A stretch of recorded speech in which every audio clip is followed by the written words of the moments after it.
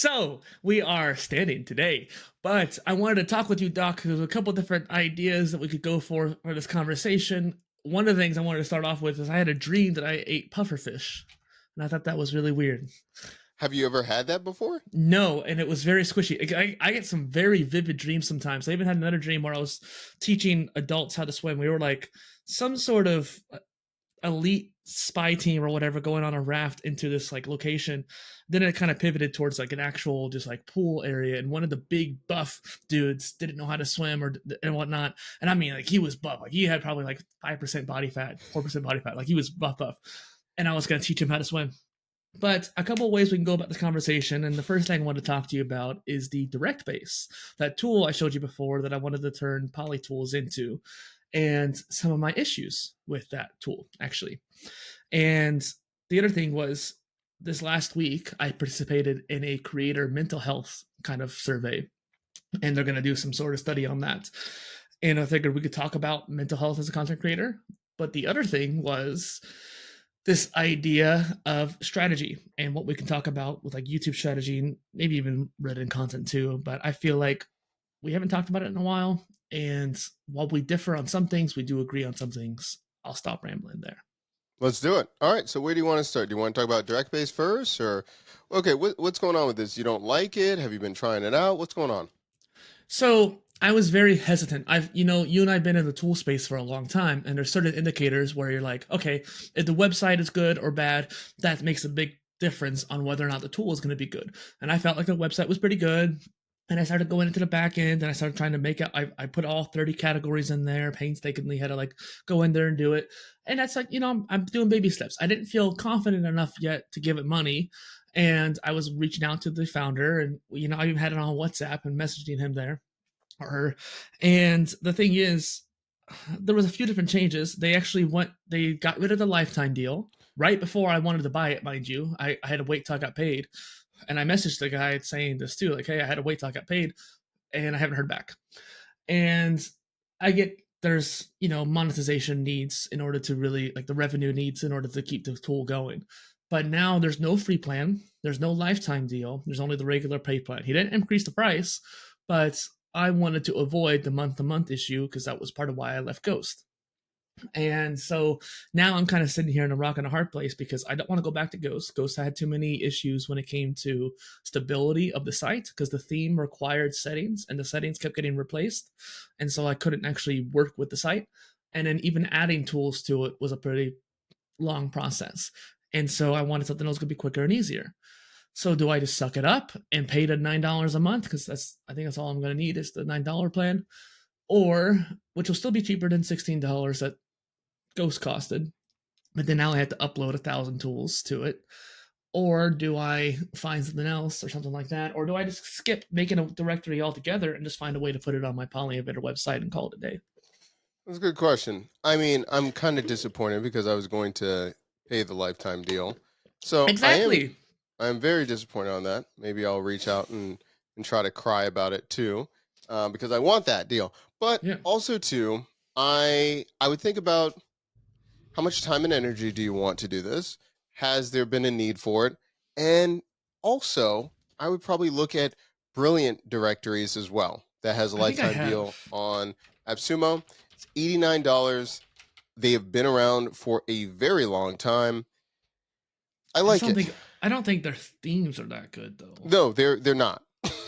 And that's the big deal to me. I need to have a nice looking website because otherwise I'll just be another future tools.io. Or it would be the guy, who is it? I've got him, who does directories. Although I don't think he has a lifetime deal. He has a free plan. Give me a second. I'm looking for it. But no, I agree with you. That's annoying because I was just about to get that lifetime deal as well as you were talking about it. So that is very sad for me. Yeah, and it's one of those things where as a sub brand, PolyTools is one of those things where I actually am thinking about putting most of my focus into PolyTools right now. I still need to finish the computer videos and stuff like that. I need to do, man, I look really red in this light. But essentially, that's what I'm focusing more on. Like, I'm actually kind of taking a break from the PolyInnovator channel just so I can focus more on making PolyTools videos. I got creator videos, tech videos, and then these that I'm doing with you, and even interviews lined up. I finally started doing interviews again. I haven't done it, but I got one Thursday planned. But my point is, I really want to have a website for it. And I had all these great tools that I wanted to share with everybody. And part of the benefit of this brand was to share that website. And I got good feedback on it when I made the Ghost version. So it was like, do I go back and remake that Ghost site and on a different host? Maybe the host was the issue.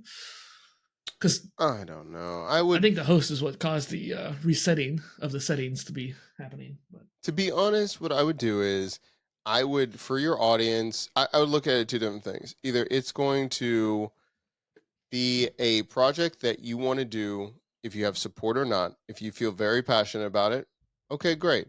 I would pursue this, but I would be looking at some kind of indicator from your audience or some kind of metric that you can work towards to see that this is in the right direction, because I don't want you to spend so much time and energy building this out. And I've already built then it thrice. this is what I'm saying. Like, should you, like, right now, I just want some kind of indicator that if you do it again, this is something that is sustainable and something that you won't get burnt out by. That's all I want. That's all I want. That's a good point. And I was also thinking, like, monetarily wise, I could put affiliate links on there, and that's a great way of getting income is having all those affiliate links on the site, at least for tools that I stand by. And I had a membership technically on the old Ghost PolyInnovator, not PolyTools website, I mean, but I moved everything back to PolyInnovator, and I kind of wish I could find a way to put it onto my main site. There's no sub domain directories that I can do technically. I thought about making like a documentation site because it's a little bit easier to make a subdomain with that. The problem is I have too many tools, so it'll be too many pages. And so I was like, I don't know. Yeah, yeah. All right. Well, we can talk more about that next time, I guess, too. But I'm gonna check out. I might just message him right now. so the other thing was, I mean, maybe we'll just get to all the topics today. I don't know if we had enough time for mental health and strategy, but Mm, the mental health one was interesting because I burned out at one point pretty bad at the tail end of 2017. I think part of it was because of, and I sort of alluded to this to the person I was talking to, but I'll be honest here. I had my wisdom teeth removed, and so they gave me hydrocodone, and that's a very strong drug, and or not very strong, but it's pretty strong. And it's I've never had any kind of opioid before, anything like that. And after I stopped taking it because my pain went away, you know, I definitely felt this numbness from that drug. And I was like, okay, that's not good. And on top of that, I was trying to do too many videos and podcasts and blog posts. And this is when I'm still new to it, right? I had just started my podcast and I was trying to do videos at that point. And so I found myself really burning out. And the way I got out of it was just trying to focus on one habit I could rebuild because I stopped working out, I stopped reading, I stopped playing video games even for fun. mm, I stopped doing everything. I stopped enjoying even making content or even video games. And I just read 5 Gary Vee books in the span of January of mm, 2018, like literally 5 books in a month, which mm. is probably the most I've ever read in my life in a short time span. But I was really enamored with his writing, and I was still very much consuming a lot of his content at his time. And that's what got me out of the burnout. But I've experienced close to burnout since then. And how you been feeling now? Was the burnout after the content blitz last year? How you feeling? I think that I've gotten close to burnout. If I kept going with that blitz, I would have burned out. That's why I stopped doing the newsletter stuff. Like I made newsletters up until the end of April, and then like a month ago, I did up until the end of May. And so like I had my Polymath newsletter out, I had the swimming newsletter out, I had the podcast out. Really, most of what I wanted to achieve from the blitz, I had got done. The one sprint I really didn't get done was the blog posts, like the just regular blog posts, which related to the PIOS and my templates and stuff like that. So they were important, but I knew that if I kept trying to push it, I would have burned out. And the same thing happened when I was starting to do interviews back in like 2020 or whatnot. I had to do like 40 days of podcasts. And so I did an interview a day for like 40 days. And that was like insane because I had to edit every single one and release it all in the same day. And that was That when makes so much Repurposed.io sense. died on me too, where instead of sending out 1080p, it sent out 144p, 240p. Mm, mm, mm. Then, yeah, I mean, that makes sense. And let me ask you this. What do you want me to talk about relating something about that? Well, Strategies for if what are you you thinking? experienced burnout or really Yeah. creator mental health isn't just like burnout and avoiding burnout. It's also about, Yeah. maintaining your stuff too. Yeah. Yeah. I think two things. I think it's almost like a double edged sword with, oh, yeah. So the double edged sword of being a content creator or doing anything online is it's really easy to get overwhelmed or to look at other people Hmm. to either compare or just be distracted or just be discouraged. And so I think with mental health, like trying to create content and also be aware of what's happening in the news, if it's topical things, it just can be really overwhelming. So I think reevaluating goals is really important, but also Hmm. just taking a break of consuming content. Like, even though we're producing content, I still think content creators are massively taking in a lot of content to look at trends and all of these things. That takes a lot of bandwidth and just processing power. And so I think I have felt at times burnt out of like, I just don't feel like creating things right now just because I'm like, what's the point? I've already said this before. Like, do I have to do Hmm. this again? All this kind of thing. But what I think what snapped me out of it or has gotten better, just having a minimum and a maximum. Did we talk about the South Pole? Did we talk about the expedition or anything last week?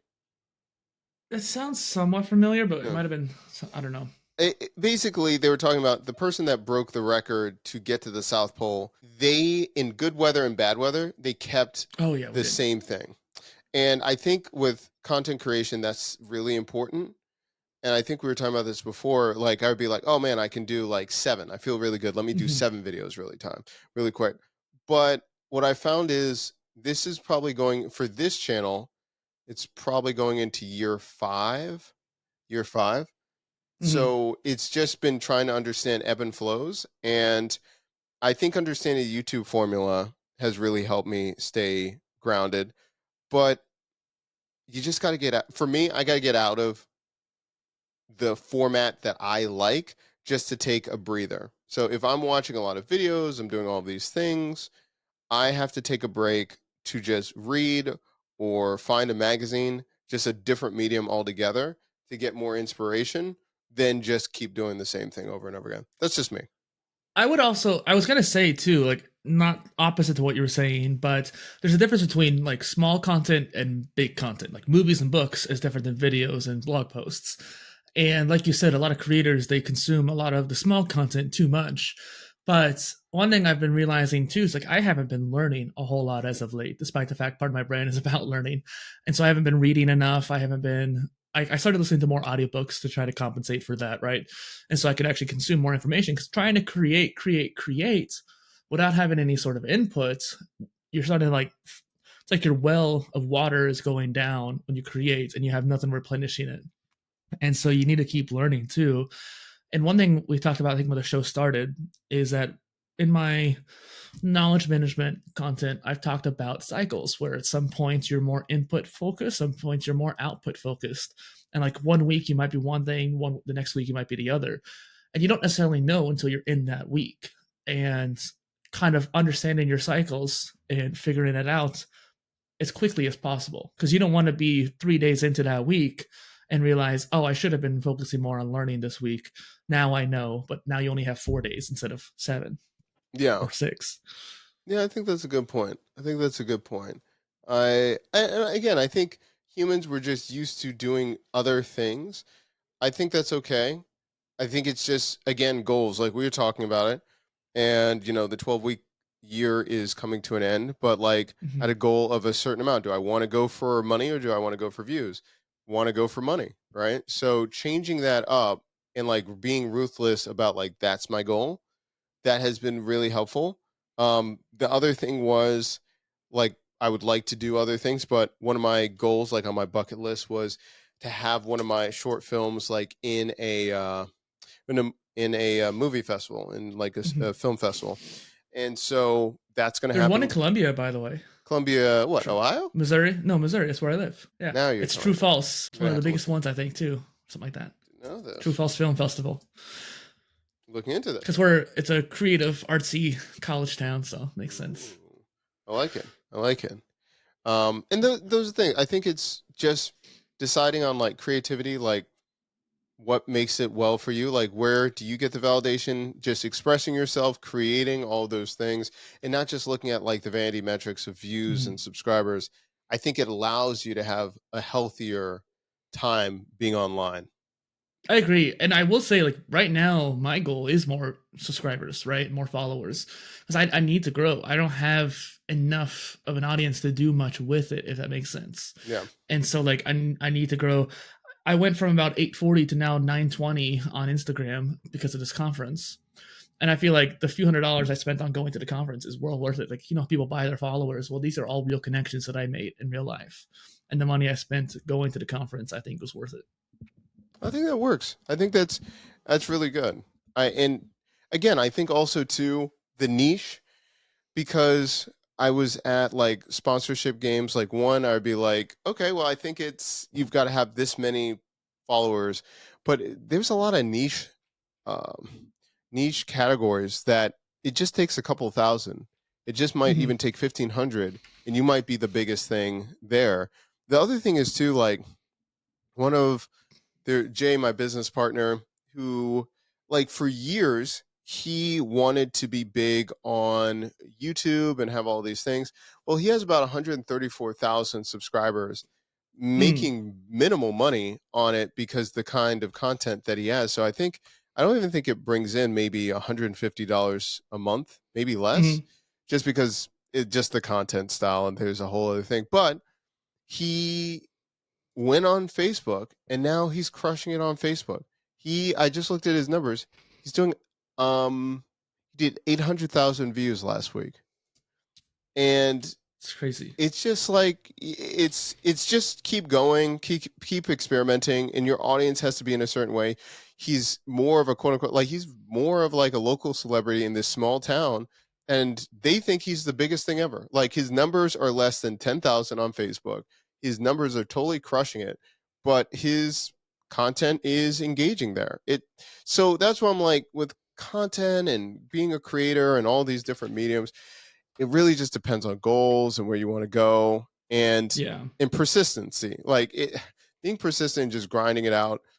I'm telling you, we've been working together and creating content.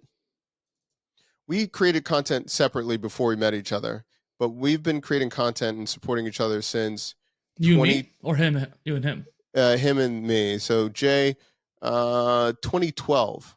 Mm, So now it looks like, oh, he's hitting 800,000.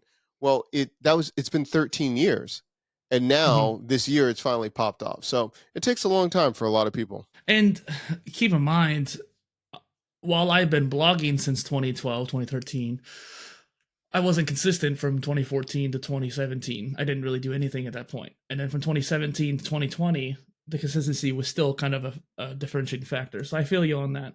It's like timeline wise, I feel like I've been doing it for a lot longer than I have per se, but consistently wise, I've been doing it for the last 5 years for sure. Yeah, yeah, no big deal at all. So maybe No it's just 2 more years. You know what I mean? Possibly, possibly these things happen. And again, like if everything, I'm gonna look at the stats and everything, but were all the stats show, I mean, I'm really big on this 12-week year thing. Um, the If everything goes well, I'll be able to share it once we sign the contracts and everything. But like, we hit a majority of the goals in 12 weeks, being very ruthless and changing different things very quickly. Mm-hmm. And again, that's one section of the revenue side, but it all comes in different stages. It all comes in different stages. There are huge creators that are hitting a couple million views per month, and they make their sponsorships are less than $500 a month. Like it's just got to be aligned with what you want to do, and it's timing. Things just man, there's just so many things that go into it. That's all. It kind of goes into the next topic here with strategy, and I'm just thinking along the lines of, well, as a YouTuber, they always say like you should be doing 100 videos. When you start a channel, have 5 videos to start off with. Cool, those are like some basic ideas.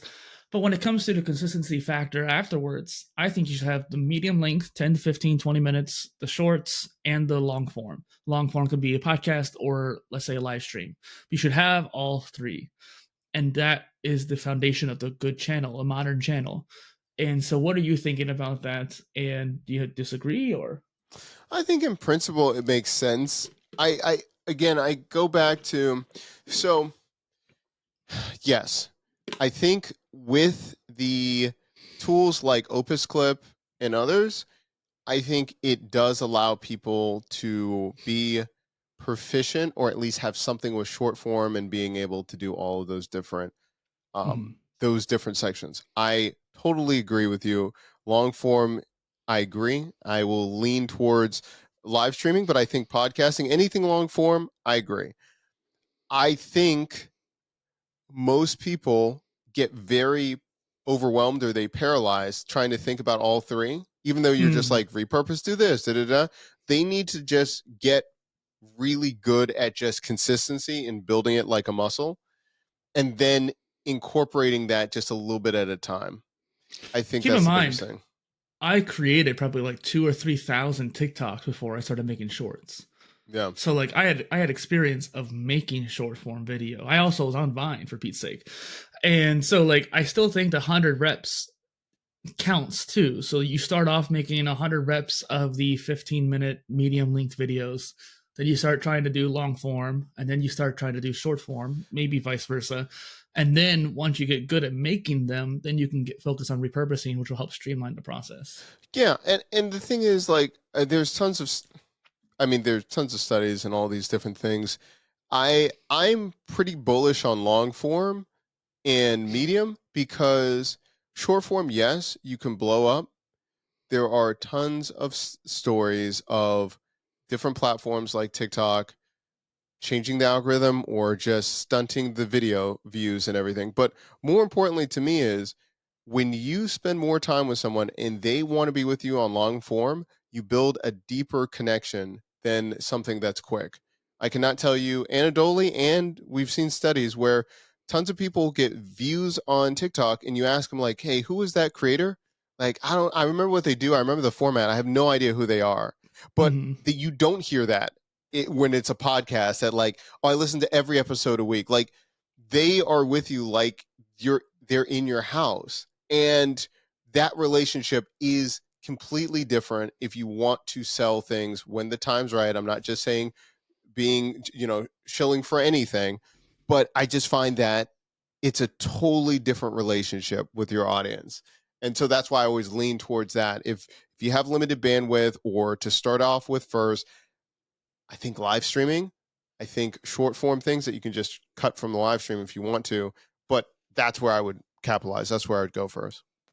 Well, and I still don't think it's a opportunity cost per se either. I think there's enough time to do both without it really competing for each other's attention. People always say like if you're focusing too much on long form and not doing shorts or vice versa, that you're like wasting time. But I think that really they're two Can separate mediums. Yeah.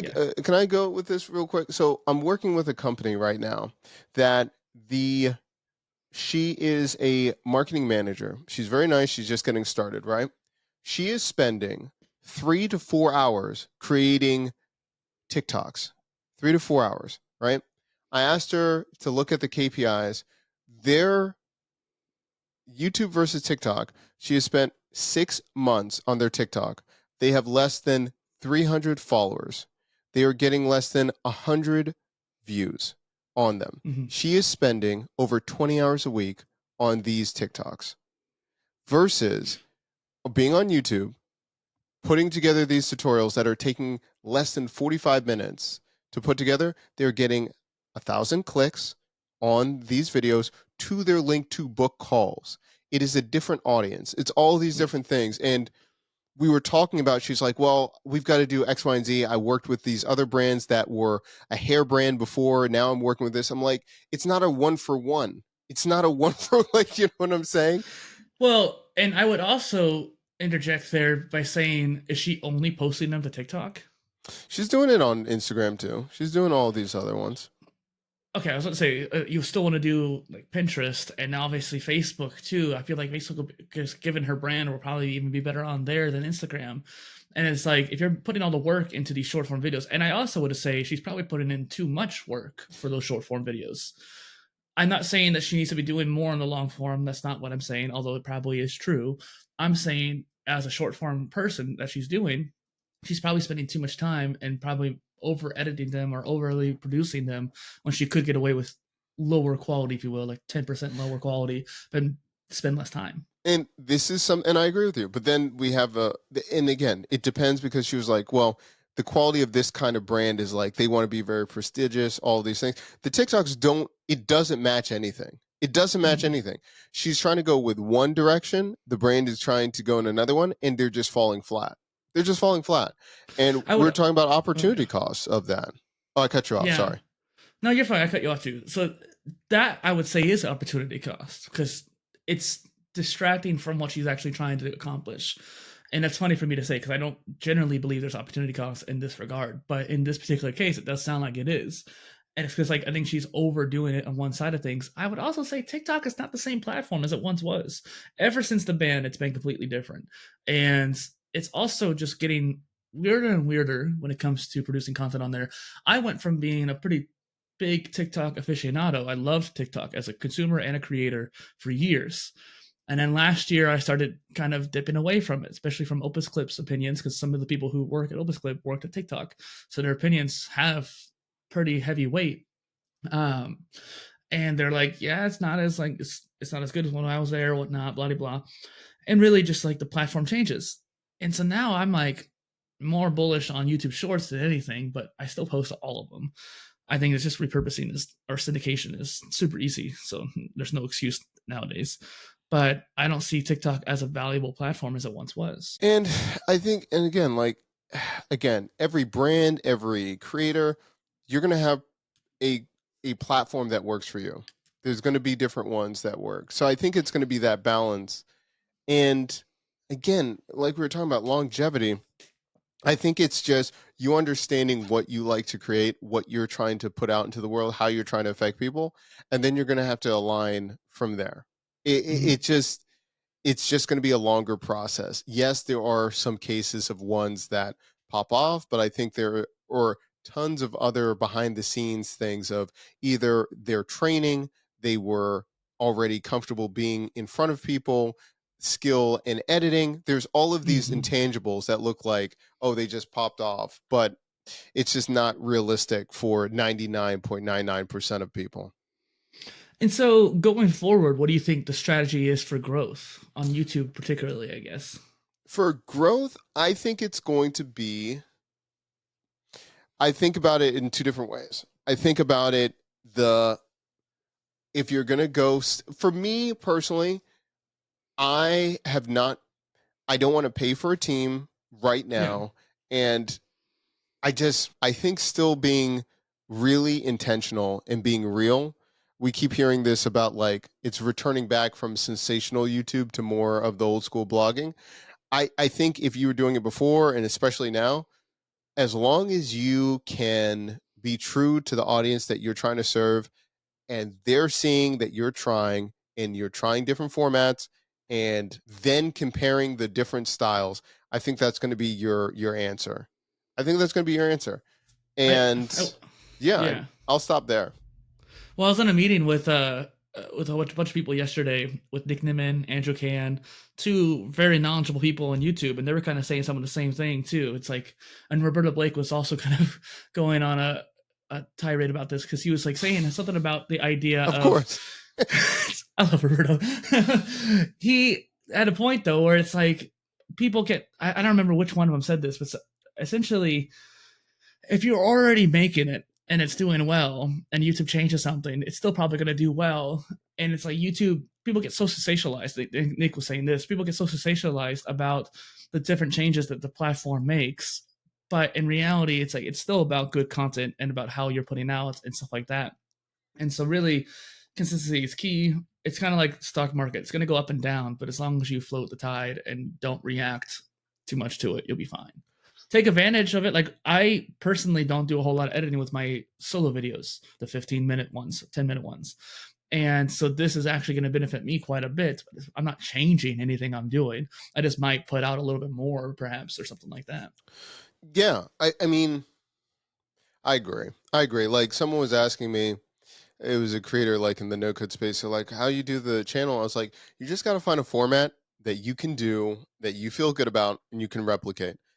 Mhm. Like for it just if you look at the videos, like not much has changed in 5 years on the channel. Like nothing has really changed. I might have a couple tweaks here and there, but for the vast majority, it's consistency.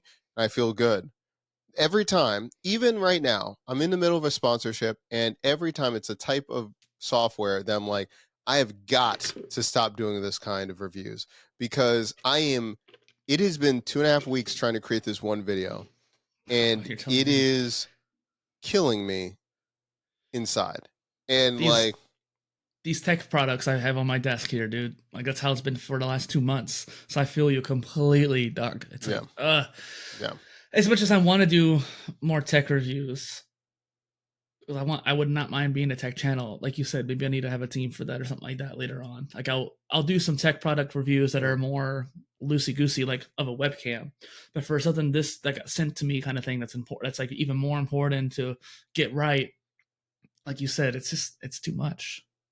And that's the main thing. And I'll just say, like, especially I'm like even more of a fan of Justin Moore. And again, I have to wait until all the numbers come out, but from what we are projected to sign and all these things, really there was a key takeaway trying to get sponsorship and getting paid by these companies. It really has nothing to do with the size of your channel.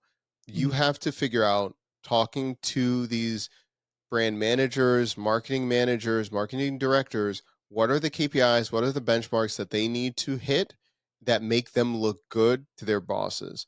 If you can Mhm. understand and you can find out a strategy that can fulfill that, they don't care about anything else. They want to know that you can deliver what you say, that you can be a good person and not like really hard to work with.